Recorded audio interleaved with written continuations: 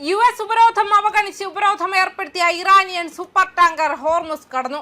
US ഉപരോധം ഉണ്ടായിരുന്നിട്ടും ഉപരോധിക്കപ്പെട്ട ഒരു ഇറാനിയൻ സൂപ്പർ ടാങ്കർ തന്ത്രപ്രധാനമായ ഹോർമുസ് കടലിടുക്കിലൂടെ വിജയകരമായി കടന്നുപോയതായി ഇറാന്റെ ഫാർസ് ന്യൂസ് ഏജൻസി റിപ്പോർട്ട് ചെയ്തു. ഈ ഗതാഗതം വാഷിംഗ്ടണിന്റെ ഉപരോധങ്ങൾക്കും മേഖലയിലെ സൈനിക സമ്മർദ്ദത്തിനും നേരിട്ടുള്ള വെല്ലുവിളിയാണെന്ന് വിശേഷിപ്പിച്ചു.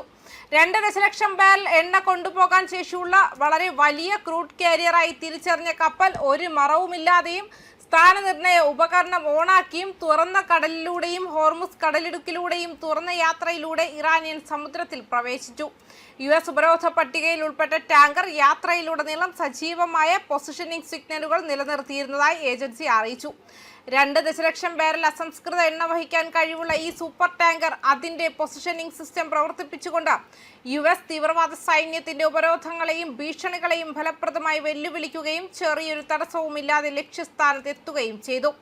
പ്രാദേശിക സംഘർഷവുമായി ബന്ധപ്പെട്ട സംഘർഷങ്ങൾ തുടരുന്നതിനിടെ ഇറാന്റെ എണ്ണ വ്യാപാരം തടയാനുള്ള US ശ്രമങ്ങൾക്കെതിരായ പ്രതീകാത്മക പ്രതിരോധമായാണ് ഈ ഗതാഗതത്തെ റിപ്പോർട്ട് രൂപപ്പെടുത്തിയിരിക്കുന്നത്.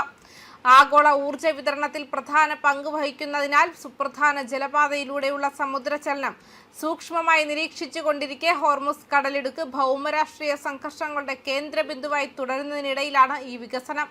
തന്ത്രപ്രധാനമായ ഹോർമുസ് കടലിടുക്കിനെ ചൊല്ലിയുള്ള സംഘർഷം വീണ്ടും ശത്രുത ജ്വലിപ്പിക്കുകയും പ്രാദേശിക യുദ്ധത്തിന്റെ സാമ്പത്തിക പ്രത്യാഘാതങ്ങൾ വർദ്ധിപ്പിക്കുകയും ചെയ്യും. ആഗോളതലത്തിൽ ഏറ്റവും നിർണായകമായ എണ്ണ ഗതാഗത തടസ്സങ്ങളിലൊന്നാണ് ഈ ജലപാത. അവിടുത്തെ തടസ്സങ്ങൾ ഇതിനകം തന്നെ വിപണികളെ പിടിച്ചുലയ്ക്കുകയും വിതരണ സ്ഥിരതയെക്കുറിച്ചുള്ള ആശങ്കകൾ ഉയർത്തുകയും ചെയ്തിട്ടുണ്ട്. സംഘർഷം ആരംഭിച്ചതിനു ശേഷം സമുദ്ര ഗതാഗതത്തെ ബാധിച്ചു. സുരക്ഷാ ആശങ്കകൾ വർദ്ധിച്ചതിനാൽ നിരവധി വാണിജ്യ കപ്പലുകൾ ഈ പാത ഒഴിവാക്കി. സമാധാനകാലത്ത് ആഗോള എണ്ണ കയറ്റുമതിയുടെ ഏകദേശം 1/5 ഈ പാതയിലൂടെ കടന്നു പോകുന്നതിനാൽ കടലിടുക്കിന് ചുറ്റുമുള്ള ടെഹ്റാന്റെ നടപടികൾ ദൂരവ്യാപകമായ പ്രത്യാഘാതങ്ങൾ ഉണ്ടാക്കിയിട്ടുണ്ട്. ഇത് പ്രദേശത്തെ ഏത് ഏറ്റുമുട്ടലിന്റെയും അപകട സാധ്യത വർദ്ധിപ്പിക്കുന്നു. ഉപരോധിക്കപ്പെട്ട ടാങ്കറിന്റെ റിപ്പോർട്ട് ചെയ്യപ്പെട്ട ഗതാഗതം ഫാർസ് എടുത്തു കാണിച്ചിട്ടും ഇറാനിയൻ തുറമുഖങ്ങളുടെ ഉപരോധം പ്രവർത്തനക്ഷമമായി തുടരുന്നുവെന്ന് US സൈന്യം വാദിച്ചു. ടെഹ്റാനെ സാമ്പത്തികമായും തന്ത്രപരമായും സമ്മർദ്ദത്തിലാക്കുക എന്നതാണ് വാഷിംഗ്ടണിന്റെ ലക്ഷ്യമെന്നും സംഘർഷം നിലനിൽക്കുന്നതിനാൽ ഉപരോധം പൂർണ്ണമായും പ്രാബല്യത്തിൽ വന്നതായി US സൈന്യം അറിയിച്ചു.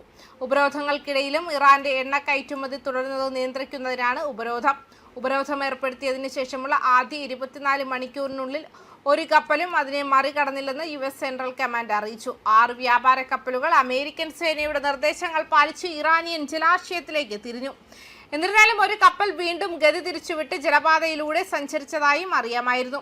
ഇറാന്റെ എണ്ണ വ്യാപാരം നിയന്ത്രിക്കാനുള്ള US തന്ത്രത്തിന്റെ ഭാഗമാണ് ഉപരോധം. നിരീക്ഷണ മേൽനോട്ട സംവിധാനങ്ങളിൽ നിന്നും ഒഴിഞ്ഞുമാറുന്ന ഡാർക്ക് ട്രാൻസിറ്റുകൾ ഉൾപ്പെടെയുള്ള രീതികളിലൂടെ ഇറാന്റെ എണ്ണ വ്യാപാരം തുടരുകയാണെന്നും AP റിപ്പോർട്ട് ചെയ്യുന്നുണ്ട്. ന്യൂസ് ഡെസ്ക് കർമ്മ ന്യൂസ്.